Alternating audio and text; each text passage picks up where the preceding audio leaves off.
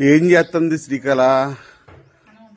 అన్నం వండుతున్నావా? ఫ్రెండ్స్, దాదాపు మన రెండు రాష్ట్రాల్లో గ్యాస్ లేదని చెప్పి చాలా మంది బాధపడుతుంటారు.